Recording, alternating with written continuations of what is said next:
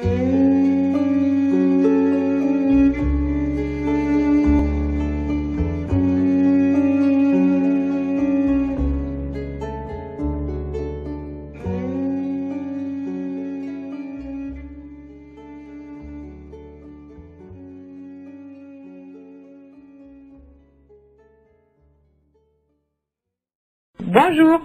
Bonjour.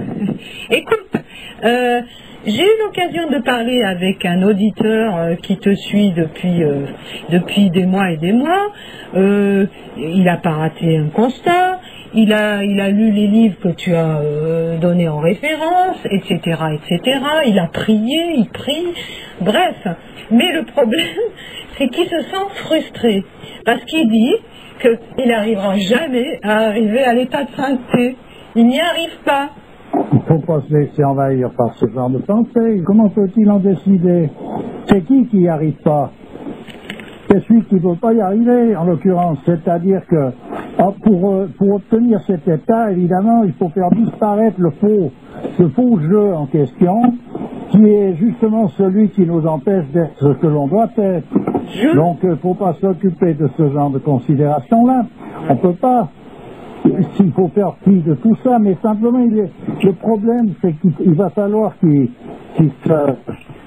prennent des références au fur et à mesure dans le monde traditionnel, de manière à pouvoir tenir le coup, là, parce que c'est pas évident, parce qu'il y a justement, au fur et à mesure qu'on veut essayer de faire quelque chose, il y a tout pour nous en empêcher.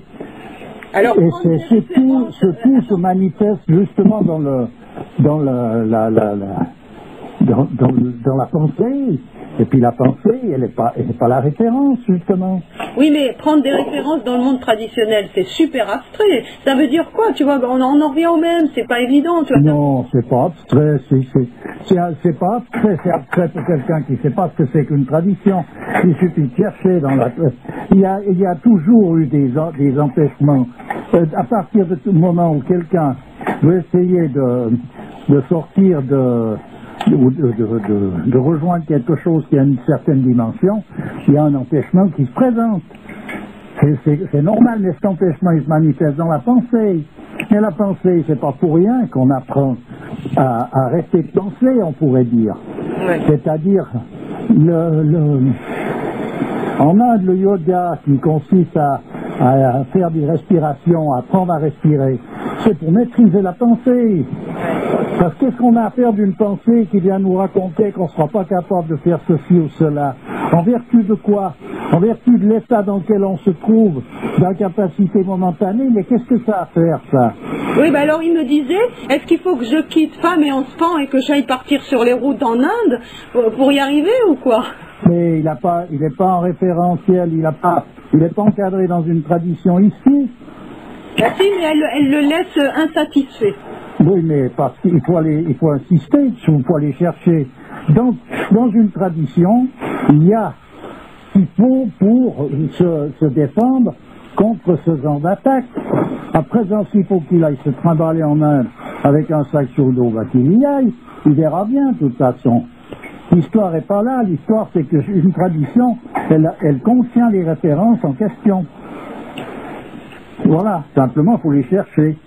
Mais en tout cas, déjà, ce qui est certain, c'est qu'il ne s'agit pas de se laisser embrigader par la pensée. Ouais. La pensée, elle va à l'encontre souvent de la conscience, dans le sens que la pensée, elle est dirigeable.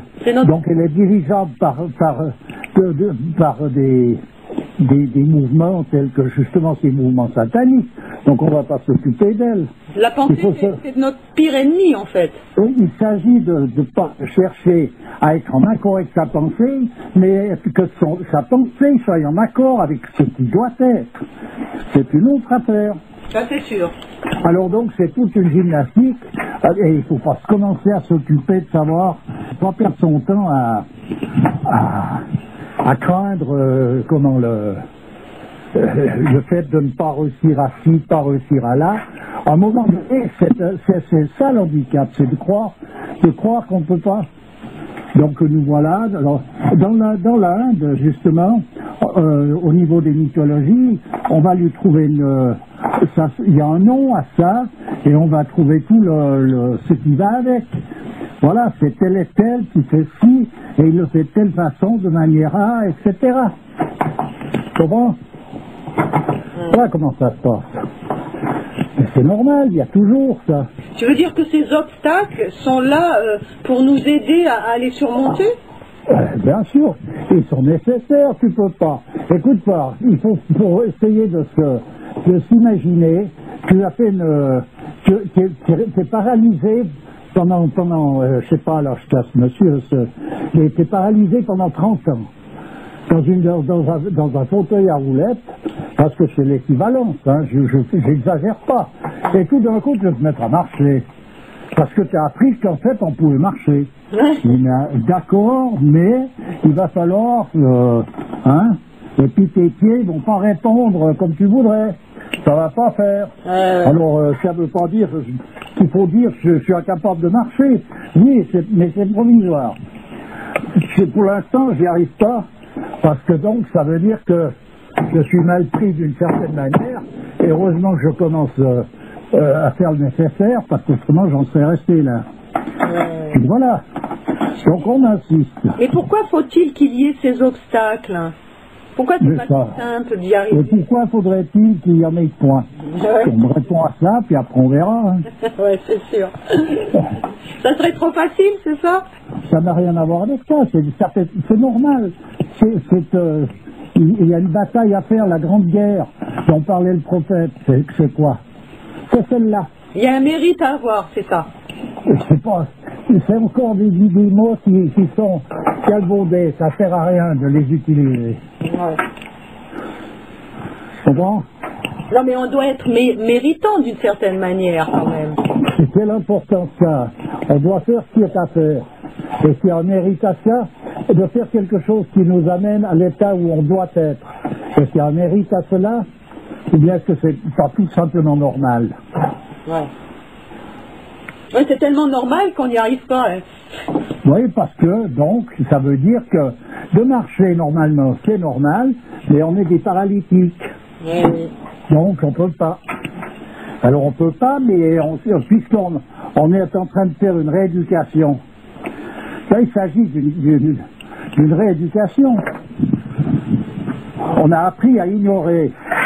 Donc, à présent, il faut apprendre à connaître. Voilà où se trouve l'histoire. Ouais. Et évidemment, c'est clair qu'il y a une difficulté, mais bon, ben voilà.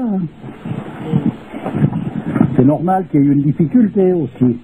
Je pense que ce personnage doit être dans un moment de découragement, comme on peut en avoir. Ben, je vais te dire, il n'y en a pas qu'un dans ce genre de démarche. C'est décourageant. C'est décourageant du début jusqu'à la fin. Jusqu'à la fin, ça se dégage. Attends. Tu veux dire que tout le parcours, c'est un chemin de croix, finalement? Ah ben bien sûr. C'est ça, le porter sa croix. Dans le monde chrétien, chacun porte sa croix. C'est quoi? Simplement qu'on le veuille ou non. De toute façon, on galère. Alors voilà, là, on est sûr de galérer. Tout le monde galère et personne ne fait rien. Mais à partir du moment où on se lance à vouloir chercher nos origines, on se retrouve assailli par, on pourrait dire, dans les mythologies, c'est ça, se faire assaillir justement par les démons qui ne veulent pas que tu leur échappes. Rien de plus normal. La différence qu'il y a sur ce chemin où tu es quand même assailli par tout un tas de choses, c'est qu'au final, tu risques de trouver quelque chose de merveilleux, contrairement à d'autres chemins qui t'emmènent à ta perte. Pour savoir si c'est comme ça, il faut justement s'en remettre à ces personnages que j'ai dit qui étaient les flambeaux. Il n'y a qu'à voir où ils en sont. Ils ont échappé à toutes les considérations qui peuvent nous déplaire. Ils ont rejoint en quelque sorte leur placement où il y a plus toutes ces ils sont au repos, c'est fini. Voilà. Oui, toutes ces guerres intérieures. Ouais. Ben, ils ont gagné la guerre, simplement. Et c'est ça le djihad? C'est la grande guerre? Oui, ben, c'est ça, ouais. C'est ça. C'est ça la grande guerre. Voilà. C'est sûr. Donc on ne peut pas ne pas y réchapper, quoi. Ah ben, on peut, mais on reste dans l'état d'ignorance, et même on ne peut pas, parce que la grâce nous y oblige. C'est pas compliqué.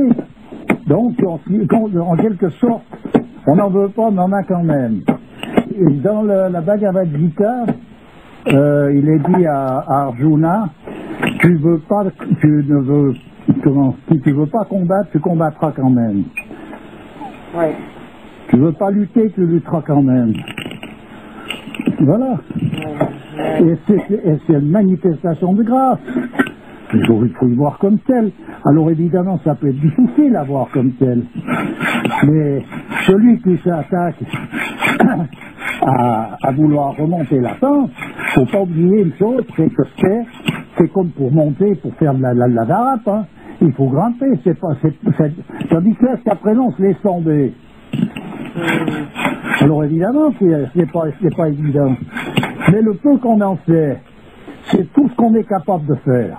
Ouais. Et bien quand on a fait tout ce qu'on est capable de faire, et bien on a fait tout ce qu'il fallait faire.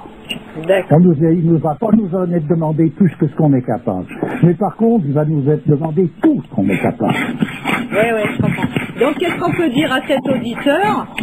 C'est que qui continue à lire, qui peut lire, qui continue à prier, qui continue tout ce qu'il a fait sans rien attendre. Bah non, il n'y a rien à attendre. S'il a la chance de pouvoir être celui qui peut commencer à faire ça, eh ben c'est une grâce. Qu'est-ce qu'on veut de plus? Qu'est-ce que tu fais là derrière? Ah, je bricole. Oui, ça s'entend, hein. Je lime, je soude. Ouais, Tu sais, moi je suis toujours dans... J'ai appris à me dépatouiller avec tout ce que j'ai dans les mains, parce que c'était comme ça depuis le début de ma vie, et puis je continue. Et voilà. Bah, c'est la meilleure manière de pas partir dans les décors avec ses pensées que d'être... Oui, moi j'ai besoin tout d'un coup de travailler. On est obligé de faire les choses justes, autrement ça marche pas. Alors c'est une gymnastique, c'est un yoga.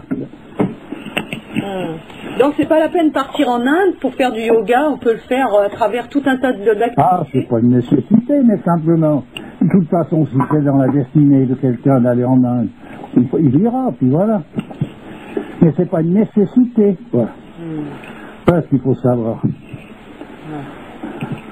C'est pas nécessaire, absolu, il n'y a pas de possibilité sans ça, non, pas du tout, c'est pas comme ça que ça va. Si tout le monde devait aller en Inde pour réaliser quelque chose, ça n'aurait aucun sens.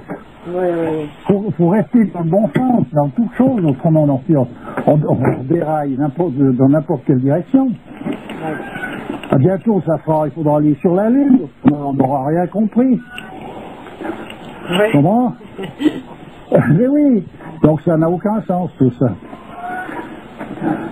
Moi je parle de l'Inde comme référence parce qu'elle contient en elle-même des explications qui sont les mêmes explications qu'on va rencontrer dans d'autres traditions, mais elles sont encore vivantes, présentes à tout propos. Voilà pourquoi l'Inde est en quelque sorte, la tradition de l'Inde a toujours été choisie pour puiser certaines références. Ça a été le cas de la part d'un homme comme Guénon, comme M. Chuon, comme tous ces grands personnages qui se sont donné la peine de nous éclairer la route, ils ont pris ces références-là. C'est pas pour dire qu'il faut devenir hindouiste et puis qu'il faut abandonner la tradition où on est, ça n'a rien à voir avec ça. Mais le prophète a bien dit, s'il faut aller jusqu'en Chine chercher la connaissance, il n'y a aucune raison de ne pas le faire. Hein. Il faut qu'ils s'en tiennent à la démarche Et ses pensées, et ma foi, il va se faire assaillir. Et à un moment donné, c'est jour et nuit. Et on se fait assaillir jusque dans les rêves. Voilà. C'est pas compliqué, hein. Ouais. Donc il ne faut pas s'attendre à tranquille, cool, j'ai trouvé le plan, j'ai trouvé le bon plan, qu'est-ce que c'est cool. Non, ça n'existe pas. Alors je lui souhaite bon courage et il ne fera pas ça en vain. Et souhaite-nous tous bon courage, hein, parce qu'on en est tous là. Hein. Où qu'il arrive, quelque degré qu'il aille, il n'aura pas perdu son temps. Ouais. Si tu fais un pas au devant de ton Seigneur, il en fait 100 ou 10 devant toi. Ça veut dire quoi? Eh oui. Est-ce qu'on est seul à devoir faire ceci, faire cela? Et puis on est là, on est les... Oh, c'est pas du sport, on n'est pas en train de faire un match. Hein. Non mais c'est vrai, c'est pas un match. C'est une démarche. Et puis on fait ce qu'on peut. Mais simplement, il y a des obstacles qu'il ne faut absolument pas se laisser faire, parce qu'autrement on n'en finit plus là. Et c'est pour ça qu'il y a des disciplines traditionnelles, c'est pour ça qu'il y a des maîtres qui sont là pour surveiller tout ça, c'est pour ça qu'il y a des écoles, c'est pas pour rien. Tu comprends? Il faut s'encadrer dans un mouvement initiatique s'il veut faire quelque chose, autrement c'est pas possible. Oui, mais justement, il dit qu'il n'y en a pas là. Il n'y en a pas. Et qu'il en cherche jusqu'à qu'il en trouve un. Le moment où ça lui sera nécessaire, ça lui viendra dessus de toute façon. Mais il faut qu'il le sache que c'est une nécessité et il devra passer par là. Oui, d'accord. L'histoire, c'est que c'est vraiment pas de tout repos sur le plan pratique, toutes ces choses-là. Voilà, c'est pas de tout repos. Hein. C'est vraiment de la lutte, quoi. Voilà. Ça, c'est à savoir. Notre ennemi, il est en nous, il n'est pas ailleurs. Le paradis et l'enfer sont en nous. Le paradis est entouré de monstres qui sont là pour nous empêcher de pénétrer. Voilà. Et l'enfer est entouré de choses gracieuses pour nous obliger à y pénétrer. Eh oui. Donc tout ça, ça se manifeste dans les pensées. Sous toutes les formes. Et les formes les plus pas invraisemblables, mais les plus inattendues. Ce qui veut dire qu'on n'arrive pas à les voir comme telles. On ne voit pas ça comme un ennemi. On n'arrive pas à le situer précisément. Mais c'en est un. Et oui. Et puis, après, il y a des ruses de l'ennemi. Il y en a, elles sont innombrables. Hein. Ouais. Faut voir jusqu'où ça peut aller se jouer, parce qu'à un moment donné, il y a ce qu'on appelle, dans l'Inde, je ne sais plus le nom qu'ils donnent, mais c'est des nymphes. Les nymphes qui viennent se charger de provoquer le désir charnel, mais dans des proportions quasi insurmontables, on peut dire. Insurmontable pour l'homme tout seul. Mais oui. Il a besoin de toute une panoplie de références, de choses pour y arriver. Elles ont un pouvoir réel. C'est 100 fois ce qu'une belle fille la plus magnifique peut provoquer chez un homme viril. Ok, ben écoute, on est obligé de s'arrêter. Merci pour toutes ces explications et à bientôt. Ah ouais.